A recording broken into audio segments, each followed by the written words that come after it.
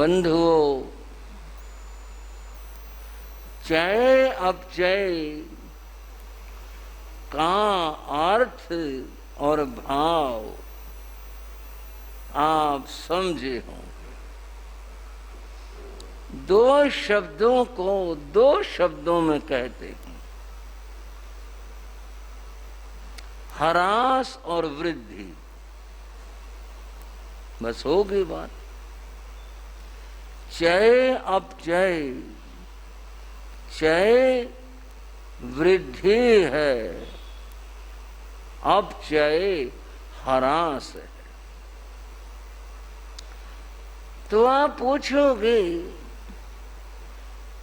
जब चय अपचय से मतलब क्या हुआ, इसमें कौन सी क्या बात हुई? बात तो करेंगे,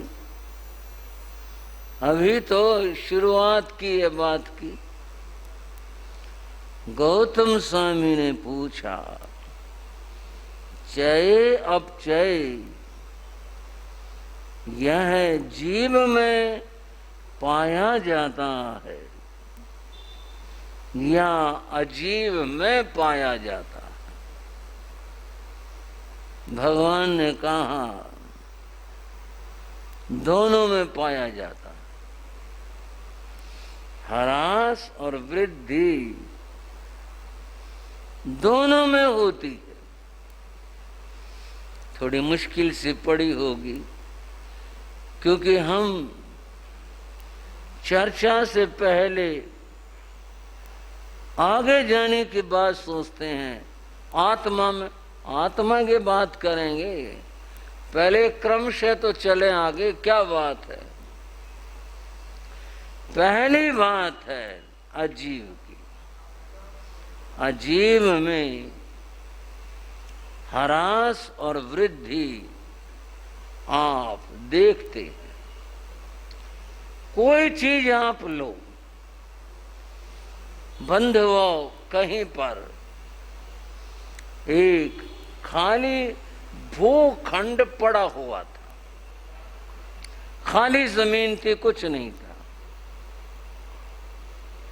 वहां पर मिट्टी रेत इकट्ठी होनी शुरू हुई। पहले वो बिल्कुल समतल था, समझ रहे हो बात को? समतल था, मिट्टी इकट्ठी होनी शुरू हुई। प्राकृतिक भी होती है और पुरुषार्थ जनित भी होती है। हवाओं से कण ठहरने शुरू हो जाते हैं, ठहरते ठहरते ढेर लग जाता है, बहुत ढेर लग जाता है। आज मंदसौर के भाई आए हुए, श्री संघ आया हुआ है, मध्य प्रदेश के भाई हैं, संघ लेकर गुरु दर्शनों को निकले।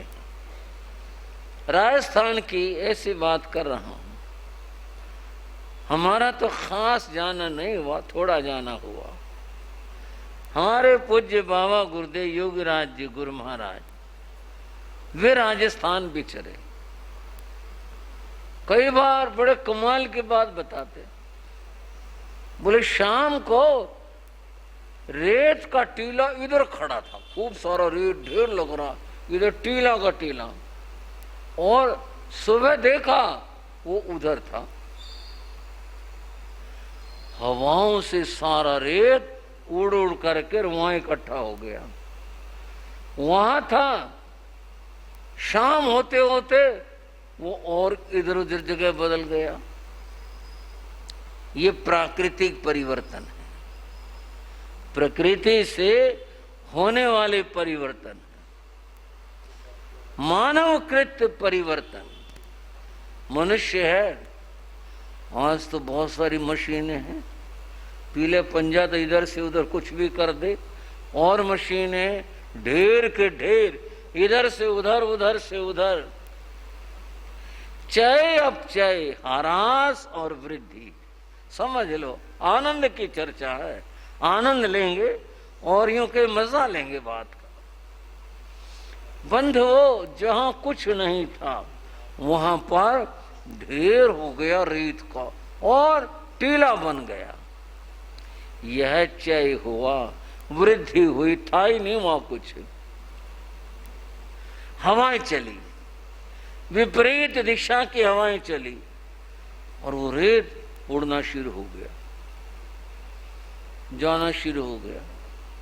और फिर शाम तक, कल तक, अगले दिन तक देखा, सब साफ हो गया, अपचय हो गया, हरास हो गया। यह अजीव का जड़ का है।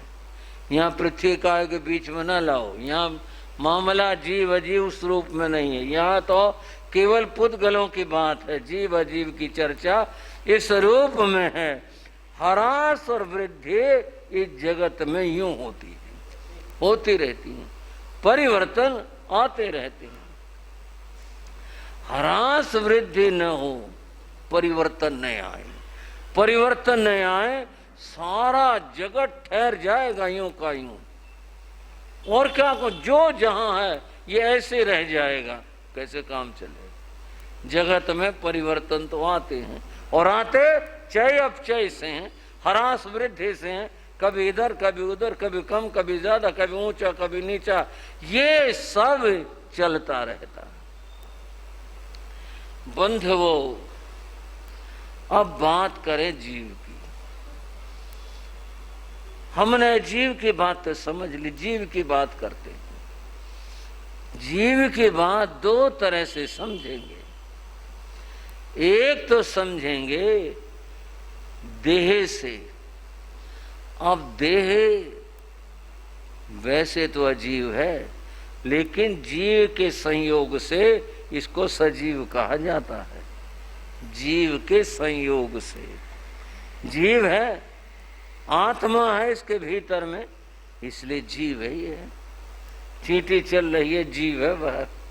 अब यूं हम कहें नहीं आत्मा और शरीर, इस समय इस स्थिति में दोनों एक है। हम शरीर और आत्मा एक होकर बैठे हुए हैं यहाँ पर। एक तो इस हमारे शरीर के अंदर चय अपचय का घटना, दूसरा आत्मा में घटना। आप कहोगे ये मुश्किल बात कर दी, आत्मा में कैसे होगा चय अपचय? आत्मा हो ही नहीं सकता। आत्मा तो जो जिस रूप में है वैसे ही तो रहेगी, उसमें कैसे होगा? समझ लो, वहां कर्म की दृष्टि से है। आत्मा की बात कर्म की दृष्टि से। कर्म आत्मा को लगे हुए हैं, शरीर को नहीं लगे हुए। किसको लगे हैं? आत्मा को लगे। इन कर्मों में चय अपचय चलता है। कर्मों में चय अपचय, कर्म बढ़ते ही रहते हैं। कई बार घटते भी रहते हैं, निर्जरा होती है, जड़ते रहते हैं, जाते रहते हैं। ऐसा भी घटित होता रहता है। जीव में चय अपचय शरीर की दृष्टि से भी है और आत्मा की दृष्टि से, कर्म के विचार से वहां इस प्रकार से। अब हमने जो बात करनी है वो ये करनी है, हमारा यह शरीर है। इस शरीर में प्रतिक्षण चय अपचय, वृद्धि और हरास, हरास या वृद्धि निरंतर होती है। बालक है, बालक का शरीर वृद्धि विकास को प्राप्त करता है। हम भी थे कभी, आप भी थे कभी, बालक थे, नन्हे थे, छोटे थे, और शरीर के अंदर कुछ हुआ, वृद्धि हुई, बड़े हुए, युवा हुए, एक उम्र तक पहुंचे, वृद्धि होती गई। पर एक अवस्था और समय आया कि जब शरीर में ह्रास होना शुरू हो गया। प्राकृतिक है, ये सब पुद्गलों का अपना खेल है, पुद्गलों की माया है। बढ़ रहे थे और अब ह्रास होना शुरू हो गया तो घटना शुरू हो गया। ओ बलशाली ताकतवर शरीर बड़ा कमजोर सा हो गया। एक समय स्थिति ये थी कि आदमी किस तरह ताकत रखता था, पांव छलांगे मारकर चलते थे। समय आया तो घर की जो देहली है, आजकल देहली होती नहीं, तो पुरानी समझानी पड़ेंगी, फिर भी समझते तो ही आप, घर के देहली को पार करना भी मुश्किल हो गया। कैसे, क्यों कर, कि भाई पहले हिसाब सा लगाना पड़ेगा, ये वाला पाँव पहले रखूँ, ये वाला पाँव पहले रखूँ, सोटी को आगे रखूँ पीछे रखूँ, इतना गणित आदमी को लगाना पड़ता है, तब जाकर वह देहली पार कर पाता है। क्या हुआ, हरास हुआ, अपचय हुआ, बलवान शरीर घटता घटता चला गया, कम होता चला गया, ये स्थिति बन गई। शरीर में चय अपचय की ये स्थिति बनी। एक शब्द की चर्चा आपसे करता हूं, शब्द है शरीर। क्या कहा मैंने, शरीर। सहज में कोई परीक्षा में तो कभी ऐसी बात परीक्षा के करता भी नहीं, वैसे आपस में बात कर लेते। शरीर के माने क्या होते हैं, अर्थ क्या होता है? आपको शरीर के माने शरीर होता और क्या होगा, ये शरीर है, हम बैठे हैं इसके अंदर, शरीर शरीर है और क्या शरीर नहीं।